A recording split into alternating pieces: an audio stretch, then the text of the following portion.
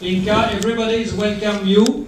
Thank you very much to be among us. Luc Poitvin, I act as a MC tonight. Okay, yeah, very good. Inca, I made a presentation of you, and I invite you to start your presentation. Thank you very much to be there tonight with us. Thank you for inviting me. I'm very sorry that I can't be there this evening. The weather just didn't cooperate. But I would like to thank you, everyone, for the opportunity to tell you a little bit about my experience with uranium. Inca va nous donner son expérience par rapport à l'uranium, parce que Inca, elle a habité justement à Elliott Lake, où autour de laquelle ville il y a plusieurs mines d'uranium. So the first slide is I grew up in the community of Elliott Lake, which was once called the uranium mining capital of the world. And in the height of its production, there were 9 different uranium mines. Il y avait 9 mines d'uranium en exploitation autour de Elliott Lake. Capitale mondiale de... The community of Elliott Lake, and if I could have the first red arrow, this is where we live. And if I could have the other yellow arrow. The arrows that you see that are coming onto the screen are locations, not as mines, but they are locations of the tailing ponds from mines.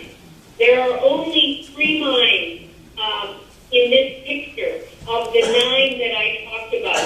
But we lived, the closest we were to a mine and its tailings was about 3 or 4 or 5 kilometers. Okay. Les résidus miniers, toutes les flèches jaunes qu'on voit là, ce sont des résidus miniers de 3 mines.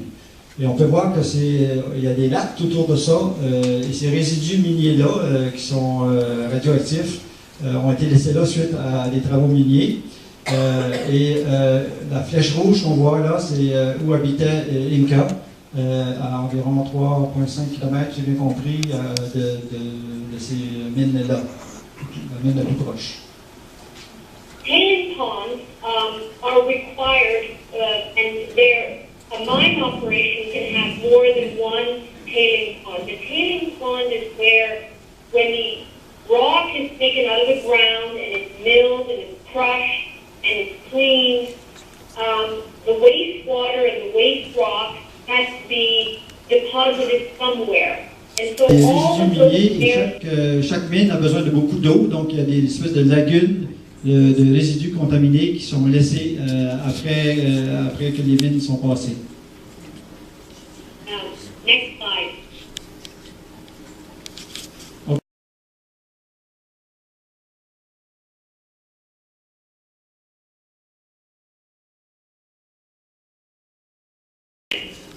So 40% of the people, the miners on that street, it was not just the miners, but their wives. Okay. Ce qu'Inca vient de dire, c'est que sur la rue qu'on voit là, une quarantaine de maisons, beaucoup des travailleurs, ces gens-là travaillaient dans les mines d'uranium, et elle mentionnait qu'environ 40% des mineurs se sont retrouvés avec des cancers dû à ce travail-là dans les mines. C'est un peu, ça vient rejoindre un petit peu le témoignage de M. Roger Leblanc tantôt. Et aussi, one of our neighbors on this street lived 4 houses away. He was the first miner to be compensated for lung cancer because of radiation exposure. Even though we knew that the first study that was ever published that made a link between working in a uranium mine and getting lung cancer was published in 1932. Donc, le 4e voisin de chez Inca a été le premier à faire reconnaître son cancer du poumon comme une maladie industrielle liée à son travail dans une mine d'uranium. Et même si c'est depuis 1932 qu'on savait qu'il y avait un lien entre l'uranium et le cancer du poumon, ça a pris quand même tout ce temps-là à son voisin de se faire reconnaître ça finalement comme une maladie découlant de son travail dans une mine d'uranium. Next slide.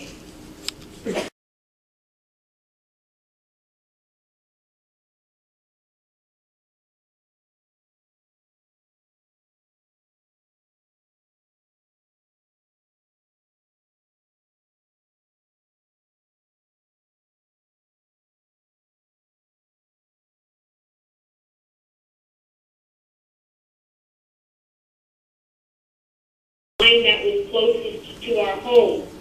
Now you can see that there's nothing is living. They had to build a 16-foot high earthen wall around the tailings to keep the water from leaching out and to contain the tailings.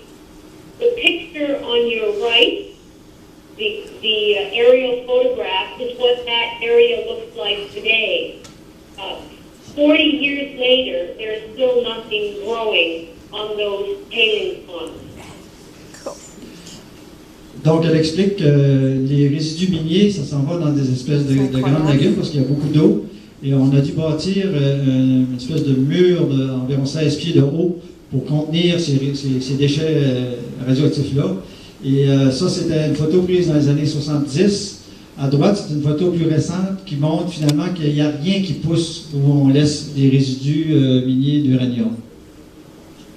The tailings are not only acidic, but they're also toxic. The dust from the tailings ponds is also radioactive. So this is any of the dust that blows around the area around these tailings ponds is highly contaminated. Hundreds of studies have been done on these tailings ponds. This particular tailings area is considered to be very small because there are much larger tailings ponds near Elliott Lake. Cet exemple ici, c'est considéré comme un petit exemple, un petit site contaminé comparé à d'autres sites qui sont beaucoup plus grands. Ce qu'elle disait, c'est que ce sont des déchets qui sont toxiques, qui sont radioactifs, et aussi au niveau des poussières, les poussières qui sont soulevées par le vent dans ces sites de déchets-là, c'est aussi radioactif. Donc ça devient un peu des déserts finalement complètement toxiques, complètement contaminés. They still, despite decades of studies on these tailing ponds, they still have not figured out how to make these ponds or these tailing areas less toxic or have them prevent them from leaching into groundwater. They test wildlife, they test trees and vegetation, and they find radioactive levels in wildlife and vegetation around these ponds. Donc, ce qu'elle dit, c'est qu'on étudie depuis des décennies comment faire en sorte qu'on puisse retenir ou juste retenir finalement ces déchets-là. Et on se rend compte que ça contamine tout l'environnement, la faune, l'eau. On n'a pas trouvé encore de moyens justement d'empêcher la poursuite de cette pollution-là, de ces sites-là qui sont issus de ces mines d'uranium-là.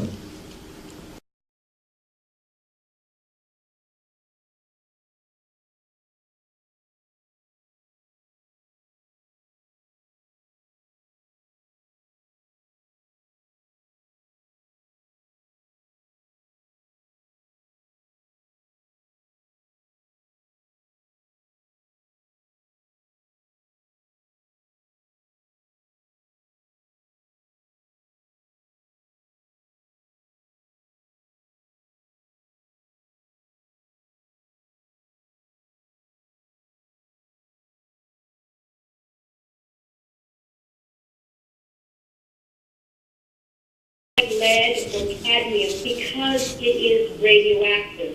that rock sitting on that table, that photograph, is emitting radiation.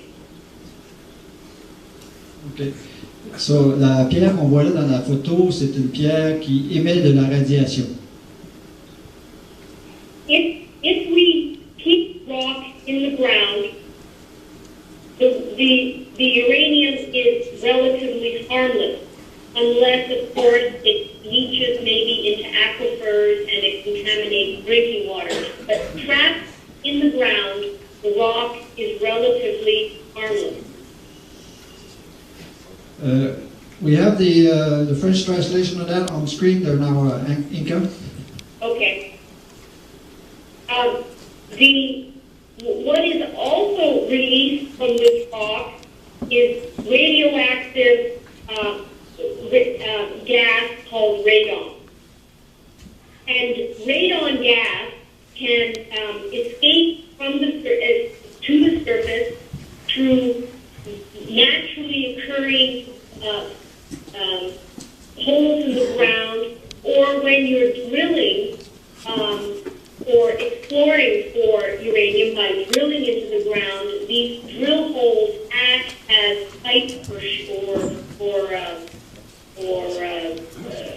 vents that bring the radon gas up to the surface. So the activity of exploring or mining brings this radioactive gas to the surface. Donc, comme on peut voir sur l'écran, là, le gaz radon monte à la surface et